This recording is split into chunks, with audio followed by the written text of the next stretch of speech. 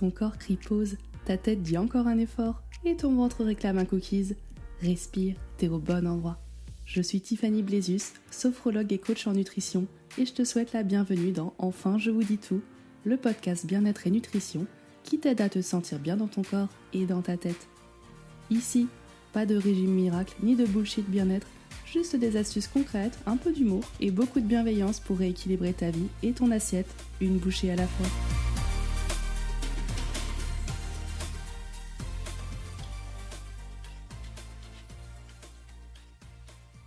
Aujourd'hui, on va parler de la place du sport dans la perte de poids. C'est un thème que j'avais déjà abordé rapidement dans l'épisode 87, celui sur le stress et la perte de poids, où je disais que quand on fait trop de sport dans un corps qui est stressé, ça peut être contre-productif et ça peut bloquer la perte de poids. Donc maintenant, on va y revenir, on va remettre les choses à plat parce que je remarque que plus j'accompagne de personnes, plus je vois à quel point le sport est mal compris, mal utilisé, parfois même contre-productif. Donc aujourd'hui, on va poser les choses calmement et c'est parti.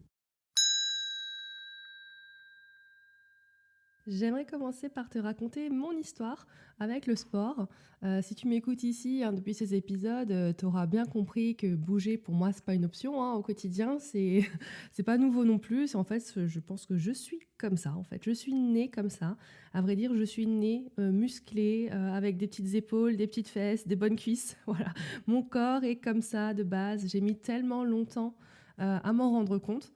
En fait, je pense que je me suis vraiment rendu compte que j'étais comme ça, ma morphologie était comme ça, quand j'ai eu ma fille, qui, quand elle est née, elle était comme moi, avec le même corps que moi sur les photos que mes parents avaient prises quand j'étais petite. Voilà, au bout d'un moment, il n'y a pas de hasard, on est chacun avec le corps qu'on est, mais j'ai mis du temps à l'accepter. Et c'est ça que je vais t'expliquer aujourd'hui. Quand j'étais enfant, donc je devais avoir 6 ans, j'ai fait 1 an de gym. Donc 1 an, parce que mes copines du quartier en faisaient, je dis bon, mes parents m'ont proposé, je dis bon allez, on va tester la gym. Et à la fin de l'année, la coach, elle a dit à ma mère une phrase qui m'a marquée pour très longtemps, parce que j'étais à côté, et elle lui a dit, votre fille est trop musclée, elle peut continuer, mais elle progressera jamais. Et là, moi j'entends ça, tu vois, du coup là j'ai 7 ans, je me dis quoi, je suis trop musclée, moi c'était, je me suis jamais intéressée à... Enfin t'as 7 ans, t'en as rien à faire quoi. Et sans le savoir, mais en fait, cette phrase, elle a planté une graine de me dire, mon corps, en fait, il n'est pas comme il faut. Il n'est pas comme les autres, en fait. Il n'est pas comme mes copines. En gros, je ne peux pas faire de gym comme mes copines parce que forcément, je suis plus musclée, donc je suis moins souple. Alors qu'en fait, quand tu vois les gymnastes aujourd'hui, mais elles sont musclées. Elles sont musclées et ça ne les empêche pas d'être souples. Elles ont peut-être travaillé plus dur que quelqu'un qui était peut-être filiforme à la base, j'en sais rien. Mais les gymnastes sont musclés, en fait. Mais je pense que mon corps n'était pas adapté à la bonne période dans les années 90, tu vois. Il y avait un décalage. Enfin bref, j'ai arrêté la gym, forcément, parce que ma mère, elle m'a dit, qu'est-ce que tu veux faire? Tu veux continuer, mais en gros, ça sert à rien, t'arriveras jamais à rien. Non, en fait, j'ai pas envie, quoi. J'étais dégoûtée. Donc j'ai arrêté la gym. Et surtout, à 7 ans, j'ai commencé à me complexer de ce corps musclé, athlétique, de ses épaules un petit peu trop rondes, de ses petits bras, voilà. Et forcément, en grandissant, ça s'est accentué parce que mes copines étaient relativement fines, tu vois, filiformes, etc. Et puis, c'était aussi la mode dans les années 90. Quand tu voyais les mannequins et tout, elles avaient un corps tout droit, quoi. Et moi, j'étais pas comme ça. Moi, j'étais plus lourde que mes copines. Je le suis encore aujourd'hui. Je serai toujours. Voilà, c'est comme ça. J'avais des bras plus forts, des cuisses plus fortes, des fesses. J'ai toujours eu des fesses bien rondes. Mais bon, pour moi, c'était des défauts, tout ça, tu vois. Mon rêve, c'était d'être fine comme mes copines. Et du coup, j'ai jamais vraiment fait de sport, en tout cas en club, parce que je me disais que j'allais être encore plus musclée. Du coup, contre-productif, ça va pas. Mais j'ai jamais été inactive. Dans mon enfance, jamais. J'ai toujours été active, j'ai toujours couru, j'étais toujours très forte en course à pied, j'adorais le roller, le vélo, la marche, tout ça me bougeait au quotidien, tout le temps, mais sans cadre, sans structure, tu vois. C'était le mouvement juste parce que plaisir 100% et que mon corps en avait besoin. Et c'est vers 17-18 ans que j'ai compris une chose. J'ai compris que maintenant, si je voulais un corps filiforme comme mes copines, fallait que j'intervienne. Enfin, c'est ce que je pensais à 17 ans. Et du coup, c'est là que j'ai commencé à me dire, ben voilà, s'il faut que j'intervienne, je bouge au quotidien, mais apparemment, ça suffit pas pour avoir un corps fin. Donc j'ai toujours été fine, hein, enfin, je suis toujours fine, mais musclée, quoi. Donc j'ai commencé le renforcement musculaire chez moi, sur un tapis de sol, avec quelques petits matériels que j'avais achetés. Me suis mise sérieusement à la course à pied et j'ai plus jamais arrêté. Donc j'ai commencé ça, 17-18 ans, et c'est devenu ma routine qui, là, aujourd'hui, 15 ans après, c'est toujours ça, quoi. Et aujourd'hui, j'ai utilisé le sport pour contrôler mon corps, parce que je pensais que je pouvais changer ma morphologie de base, alors qu'en fait, non, on ne peut pas la changer, mais comme tu l'as vu avant, je l'ai appris bien plus tard. J'ai utilisé le sport, oui, pour compenser l'alimentation, pour quand des fois je fais un, un gros week-end où je sortais avec mes copines, où je buvais de l'alcool, où je mangeais n'importe quoi, oui, dimanche matin, je faisais une séance de course à pied plus longue pour compenser, en gros, l'excès du week-end. Oui, ça m'est arrivé. Euh, j'ai utilisé le sport pour corriger, en quelque sorte, ce que je pensais être un problème, c'est-à-dire ma musculature. Ouais, j'ai utilisé le sport pour avoir un contrôle sur mon corps, pour reprendre la main. Et ça m'a servi à comprendre qu'il y a des choses sur lesquelles on peut intervenir et d'autres sur lesquelles on ne peut pas intervenir. Et il fallait que je passe par là pour m'en rendre compte, tu vois. Donc paradoxalement, j'ai utilisé le sport, j'en ai fait beaucoup. J'ai jamais été plus fine. J'ai toujours été, toujours à peu près le même corps en fait. Ça, voilà, mon corps il est bien comme ça, il est à son équilibre, ça lui convient. J'ai toujours eu un corps musclé. Là, aujourd'hui, il est même encore plus qu'avant parce que forcément, je travaille différemment mon muscle, je sais comment intervenir dessus. Mais la différence, c'est que des années après, j'ai appris à aimer mon corps et pas à le combattre et à me dire, voilà, je suis née avec un corps comme ça, j'ai de la chance parce qu'en fait, je mesure maintenant, aujourd'hui, à quel point c'est une chance en fait d'avoir un corps qui est athlétique, qui est tonique, qui est musclé, qui est stable. C'est-à-dire, je prends pas de poids facilement, j'en perds pas facilement non plus. Je suis à l'équilibre. Voilà, j'ai de la chance en fait. C'est vraiment super bien. Mais j'ai mis tellement longtemps à le comprendre, et surtout que c'était de l'extérieur un non-sujet en fait, parce que finalement on m'a jamais reproché d'être musclé, même quand c'était pas la mode il y a 10 ans. Personne, voilà, ça m'a jamais empêché, personne m'a jamais reproché de me dire t'étais trop musclé, sauf cette prof de sport en fait quand j'avais 7 ans, tu vois. Et du coup, quand je pouvais dire à mes copines voilà, j'aimerais faire du sport parce que j'aimerais avoir des cuisses un peu plus fines, etc., on me dit mais c'est pas possible, t'es déjà fine, ça sert à rien en fait. En gros, si t'es quelqu'un de mince, ça sert à rien de faire du sport parce que t'es mince. Par contre, une copine qui est plus potelée ou un petit peu rondelette, on lui dit bah oui, elle c'est super, fais du sport pour devenir mince. Mais en fait, quand t'es déjà mince, tu peux aussi avoir des complexes, tu peux aussi avoir besoin, et tout le monde en fait, quelle que soit la morphologie que t'as, quel que soit ton problème ou que t'aies pas de problème, le sport, en fait, c'est pour ta santé, en fait, c'est pour ta longévité, c'est pour préserver, entretenir et construire de la masse musculaire pour que quand tu seras vieux, que tu puisses te relever de ton canapé sans qu'on ait besoin de t'aider, en fait. Et c'est ça le plus important, et c'est vraiment le message que j'ai envie de te transmettre dans cet épisode. On parle de sport et de perte de poids parce que tu as compris, c'était le sujet central du podcast là ces derniers temps. Mais c'est pas, enfin, la perte de poids, ça va être un élément qui va en découler. Mais à l'origine, te bouger au quotidien et faire du sport, c'est pour ta santé. Et ça, c'est super important. Il faut être musclé. Ça ne veut pas dire faire des séances de crossfit et être super musclé. Non, être tonique, tu vois, avoir un corps qui te permet de faire tout ce que tu veux au quotidien, en fait, qui te permet de porter tes courses facilement, de monter des étages sans être essoufflé, de pouvoir jouer avec tes enfants, de courir après eux, de jouer au loup. Et c'est ça, en fait. C'est vraiment ce message-là que j'ai envie de te transmettre dans cet épisode. Si jamais tu es sédentaire ou tu te bouges pas beaucoup, que tu te dises que oui, en fait, c'est pour du long terme, en fait. C'est ça un petit peu le message. Donc, voilà sur on va dire mon rapport au sport, comment il a évolué. Mais pendant longtemps, et même si c'est encore le cas aujourd'hui, le sport, c'est aussi un moyen de décompression, tu vois. C'est une échappatoire, c'est un espace à moi. Mais dans les mois, même les années, quelques années qui ont précédé mon burn-out, je ne savais pas encore, mais j'en faisais beaucoup. Je faisais beaucoup plus de sport, j'en faisais trop. Mais je me disais que ça me faisait du bien parce que j'étais tellement stressée, j'étais tellement mal dans ma tête, et que le sport, au contraire, me faisait tellement de bien. Plus je faisais de sport, plus je pouvais m'enfuir un petit peu du brouhaha qu'il y avait dans ma tête au quotidien, ce stress constant, et du coup, j'en faisais plus. Sauf que, comme je l'ai dit dans l'épisode 87, En faire plus, souvent c'est l'ennemi du bien, tu vois. Parce que mon corps était épuisé, mon corps était sous tension, j'étais déjà stressée. Et sans le savoir, je le stressais encore plus. Donc je faisais du sport, je mangeais bien. Et pourtant, j'étais fatiguée, j'étais irritable, j'étais souvent ballonnée, avec des maux de tête de ouf, une mauvaise digestion. Et puis, il y a eu les blessures, tu vois, j'avais des tendinites à répétition. Et surtout, à un moment donné, un gros claquage à l'arrière de la cuisse qui m'a stoppé net dans la course à pied. Et là, mon corps, il m'a clairement dit stop en fait.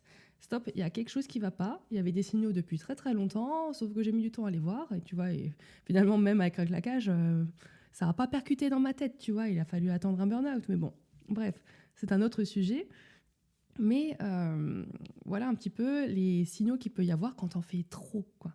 Il faut juste arriver à se reconnecter à son corps et à être à l'écoute. Moi, j'étais pas du tout à l'écoute. J'étais vraiment déconnectée en fait de tout ce qui pouvait m'arriver. Vraiment, ça n'allait pas du tout. Enfin bref, le vrai tournant, ça a été quand je me suis fait accompagner par un coach sportif. Et là, je me suis rendu compte que les séances étaient plus courtes, moins fréquentes, mieux ciblées. Et là, tout a changé. Là, d'ailleurs, j'avais perdu du poids, je m'étais affinée. Et surtout, le plus important, c'est que j'ai lâché prise. Parce que je savais que j'étais entre de bonnes mains. Et ce lâcher prise mental, il a permis à mon corps de lâcher à son tour. Et c'est là que j'ai compris une chose essentielle, tu vois, c'est que plus de sport, ça donne pas forcément plus de résultats. Et pourquoi je m'étais fait accompagner par un coach sportif? Déjà parce que je voulais savoir ce que c'est de se faire accompagner, parce que c'est important. Je voulais savoir ce que ça fait, ce que ça pouvait changer sur mon corps. Je sentais que j'étais à un palier où j'étais bloquée. Et à ce moment-là, avant ça, c'était après mon burn-out, j'avais quand même repris quelques kilos. Ce qui ne m'arrivait jamais, comme je t'ai dit, mon corps en général est toujours à l'équilibre. Et là, j'avais pris 4-5 kilos. Je me dis, c'est très bizarre. C'est très bizarre. Il y a un truc qui ne va pas dans mon corps. Je fais tout bien, je fais tout pareil. Sauf que là, il y a quelque chose. J'ai besoin d'un œil extérieur. J'ai besoin que quelqu'un me dise quoi faire et mettre le doigt là où moi, j'arrive plus à voir en fait mes erreurs. Et effectivement, il y avait un souci dans ma tête, tu vois, où ce burn-out, j'avais eu du mal à le digérer en quelque sorte. Et du coup, mon corps était vraiment très stressé, il stockait, il gardait tout. Voilà, comme je l'ai déjà expliqué dans mes épisodes précédents. Si t'es pas bien dans ta tête, ton corps il va jamais perdre du poids et au contraire il va garder au cas où un jour il se repasse un burn-out, il se repasse quelque chose de pas bien. C'est exactement ce qui m'est arrivé. Et là j'avais besoin de se lâcher prise. Tu vois, c'est pas un hasard si je te dis tout le temps dans mes épisodes qu'au bout d'un moment il faut se faire accompagner, il faut avoir quelqu'un qui soit à ses côtés pour mettre le doigt sur ce qui va pas et pour que tu puisses lâcher prise, faire confiance à quelqu'un qui sait en fait de quoi il s'agit pour t'accompagner, quoi. Et ça m'a aidé. Ça m'a fait prendre conscience de beaucoup de choses. C'est vraiment très formateur. Et, euh, et c'est aussi pour ça que du coup, je me suis dit, moi aussi, maintenant à mon tour, il faut que j'aide les gens, quoi. donc voilà, ça a renforcé mon idée que moi aussi, je peux accompagner les gens. Bref, petite parenthèse. Donc, ce que j'observe aujourd'hui chez les personnes que j'accompagne, avec lesquelles j'échange, vraiment, c'est que contrairement à ce qu'on croit, en fait, les personnes que j'accompagne, c'est pas des sportifs excessifs, pas comme moi je l'étais, ou en tout cas pour l'instant, les personnes que j'ai ne sont pas dans ce cas-là, mais c'est plutôt des personnes, comme tu sais, qui sont fatiguées, stressées, des batteries à plat, certaines bougent très peu, ou pensent qu'une heure de sport, ça peut compenser une journée entière où on est assis. Et du coup, quand on fait une heure de sport, en fait, on peut manger un gros cheat meal ensuite parce que voilà, ça paraît énorme, alors qu'en fait, non, c'est pas énorme. Comme on l'a déjà vu, si tu es assis 8, 10 heures, 12 heures par jour et que pendant une heure, tu vas marcher ou tu fais un truc, c'est super bien. Mais bon, clairement, ça suffit pas. Si tu veux perdre du poids, il faut mettre en place d'autres choses, quoi. Donc, voilà un petit peu, c'est se bouger au quotidien, c'est la base. Faire du sport, faire un sport qui te plaît, c'est pour ta longévité, c'est pour ta musculature, c'est pour ton corps tonique, c'est pour ton ossature, c'est ta santé en fait, tu vois. Et on n'a pas besoin de faire non plus trop à l'extrême. Mais déjà un petit peu, ce sera déjà pas mal. Parce que si tu m'écoutes là, peut-être que toi aussi tu es sédentaire et que tu fais pas beaucoup. Peut-être que dans ton emploi du temps, tu arrives à caser un petit peu. Même si c'est juste 10 minutes de marche autour de quartier, c'est déjà ça que tu n'auras pas fait hier. Donc ça, tout le monde peut faire un petit peu. Ou se bouger un petit peu plus. Je suis sûre que tu peux y arriver. Donc aujourd'hui, je dirais, que le sport, il est tellement intégré à ma vie que j'ai pas besoin de motivation, j'ai pas besoin de me forcer. En fait, c'est comme manger. Tu vois, tu te demandes pas si tu vas manger à midi. Moi, je me demande pas si je vais bouger. En fait, je marche tous les jours. Je fais du renforcement musculaire au moins 3 fois par semaine. Et selon la météo, les enfants, mon énergie, mes horaires de travail, je fais du vélo, de la rando, du roller, je nage. Enfin, on rajoute après en plus, mais en gardant le plaisir. Et c'est ça qu'il faut que tu trouves.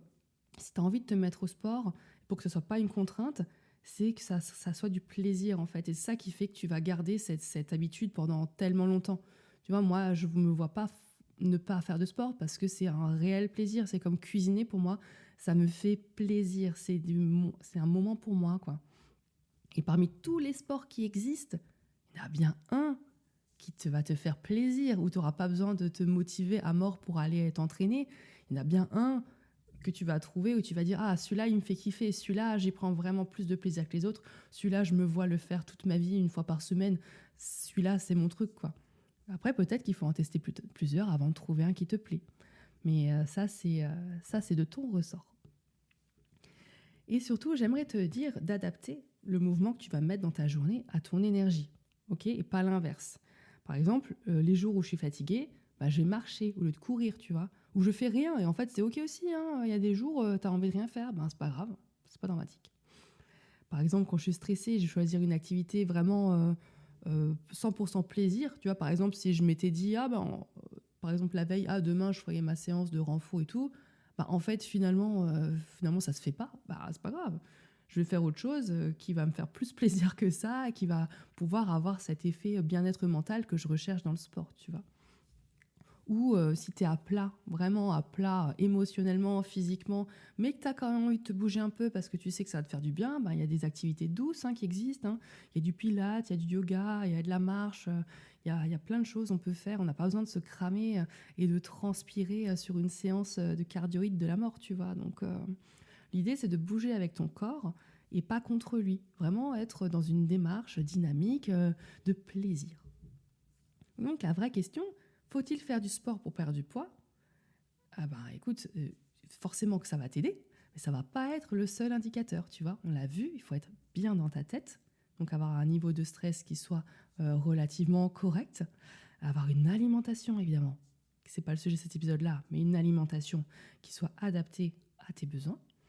Et la vraie question, finalement, c'est pas est-ce que je fais assez de sport, mais plutôt est-ce que mon corps est en sécurité ?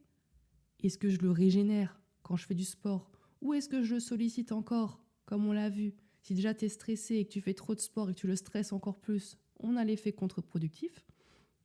Est-ce que tu bouges pour te faire du bien ou pour te faire violence ? Tu vois, là aussi, on en revient à cette notion de plaisir. Si tu fais pas les choses avec plaisir, si c'est de la contrainte, ça peut pas fonctionner, c'est pas possible, quoi. Et parfois, ton corps, il a pas besoin de plus d'efforts. Peut-être que tu t'es déjà active au quotidien, que ça se suffit. Il a peut-être besoin de moins de pression que tu te mets. Tu vois, il y a différents indicateurs qui rentrent en jeu quand on parle du sport lié à la perte de poids. Donc, le message que j'aimerais que tu retiennes, c'est que tu n'as pas besoin de te faire violence, tu n'as pas besoin d'en faire toujours plus, tu n'as pas besoin d'être parfaite, mais par contre, chaque petit pas compte. Tu vois, comme on l'a vu, même 10 minutes de marche, c'est déjà plus que ce que tu as fait hier. C'est déjà un signal positif envoyé à ton corps. Et demain, ce sera peut-être 15 minutes. La semaine prochaine, ce sera peut-être 1 heure. Et peut-être qu'à un moment donné, tu vas t'inscrire à la salle de sport, ou dans un club, ou dans une association sportive. Et puis, au fur et à mesure, tout ce que tu mettras en place, ça s'accumulera et ça te fera du bien. D'accord ? Donc le sport, ça peut être un allié incroyable, à condition qu'il soit fait avec plaisir, qu'il soit fait de manière régulière. Bien sûr, c'est un objectif de perte de poids. L'idée, ça va être de tenir dans le temps, ça ne va pas venir tout de suite. Mais commence progressivement. Si tu pars de zéro, commence par une petite séance par semaine. Et peut-être que la semaine d'après, tu pourras en mettre 2.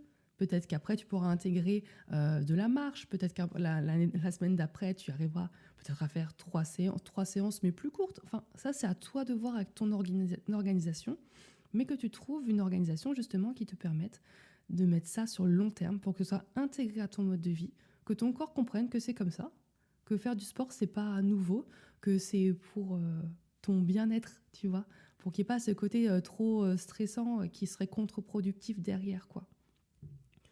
Donc, n'oublie pas, l'intention, l'écoute de ton corps, la régularité, c'est ça qui va t'aider dans la durée.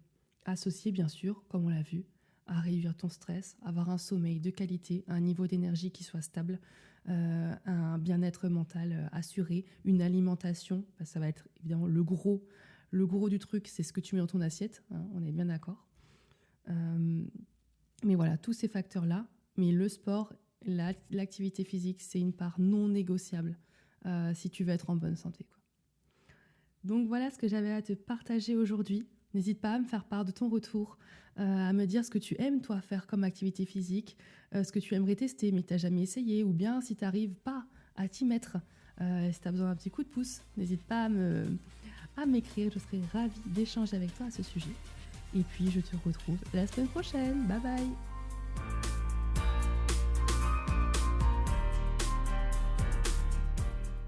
Si cet épisode a résonné pour toi et que mon podcast te parle, abonne-toi.